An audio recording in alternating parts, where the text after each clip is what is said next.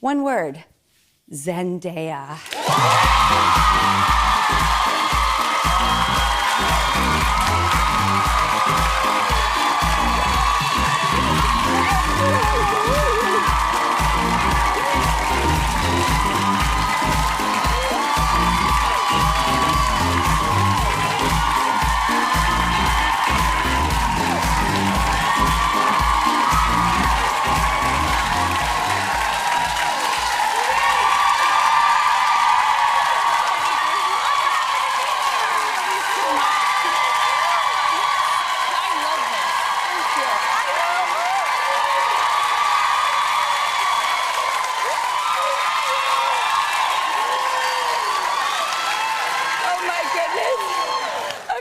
Makes me so much happier and make me feel less crazy, everybody. Yay, thank you. A standing ovation. Very proper, very fitting. Yes, I'm dressed as your groom today. You look stunning. Thank you. I love this look. Well, I mean, hello. It's like you and Law, and we just sort of thought, you know, what can we do? I love it. It's right on theme. Well, the way that you dress for your press tours, which everybody talks about, it's a well-known subject. But boy, is it so fun for us. Cute.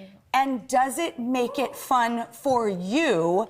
Does it give that extra, like, peacock feather to create looks for the tours with Law? Yes. Law Roach, the one and only. Yes, it does. I think you know, presses, you know, as you have done it my whole life many times before, is like I was saying, it's like I love the work and I love doing what I do, and my favorite part is the work part, you know, the actual creation of the thing, which is so different than the press tour. So different.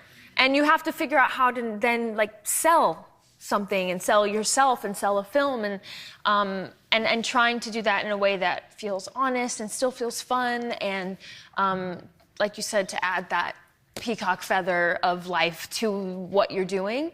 And I think sometimes with films there's so much to work with, and there's so many, you know, thematically, or even like with Dune, there's so much there. There's such a rich world that I get to play with, and so it's fun for Law and I will get on the phone. And sometimes we send references, but we end up sending the same things to each other.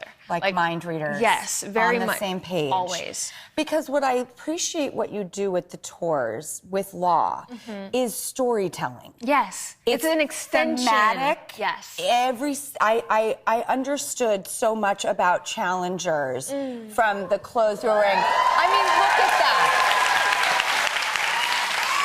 That one was, yeah. And it becomes for us like an event. And I think what you guys do as storytellers with fashion that's true to you, it gives us so much, and we're here for it. And you have a big year because you have Dune, Spider-Man, Euphoria, and maybe a little film called The Odyssey with Chris Nolan. Little something. And then the film that we're here to talk about today, which I want to enter this conversation saying, I hope nobody reads a thing and you go in so unknowing, which is the privilege that I had. Okay. The film also represents something of a taboo nature so brilliantly that I would be remiss to discuss it myself because I think it's best left for one's own interpretation. Yes. Is that correct? I would agree with that. I think what drew me to it is that it's almost impossible not to talk about after, and it makes people engage in healthy conversation. And I remember when I read the script, I had my mom read it with me, so I had someone to talk to about it. And all the kind of moral questions and emotional questions that the characters are actively kind of seeking and trying to understand about themselves, you end up asking of yourself when you leave. And ultimately, I think as an artist, you know, I hope that's my job, right? To present these questions to all of us and let us like kind of step into other people's shoes and be introspective in that way. So yeah, I hope that people, just absorb it in their own way. when we all watched this film as a show, we all came running to each other, doing exactly what you said. We all wanted to talk about it. Yes. We needed to discuss it with people, and not to... And opinions are vastly different. Sometimes depending on where you're from, how old you are, like your life experience informs how you interpret the world and how you see things. And so I think that, like you're saying, it's like everybody has a viewpoint. And I think that, first of all, not to bury the lead, everyone here loves it. I mean, loves it.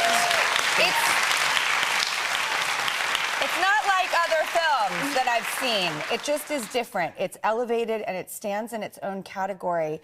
The thing that I can't stop thinking about from this film, and it is a question I ask myself, especially after being single for 10 years, am I lovable? Can I be loved? Yeah. That is a deep question. It is. And I'm wondering if anyone else here has ever asked themselves that question. Absolutely. Absolutely. And I feel like it's a very human question to ask ourselves. I think at the end of the day, we are humans.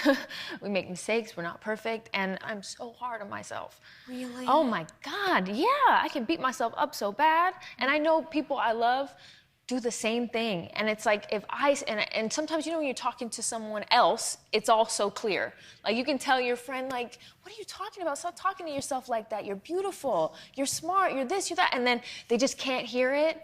And it's like, sometimes you kind of have to put yourself in that. You're like, oh, I'm doing that too. I'm not listening to any of the good. I'm taking only the bad in. I am the best therapist for everyone else. Yes. I have worked so hard on myself to help you. Exactly. Thank you. I'm not kidding. That's it. Yes. I'm like, give it to me. Okay, we have to go to a quick commercial. We'll be right back with Zendaya.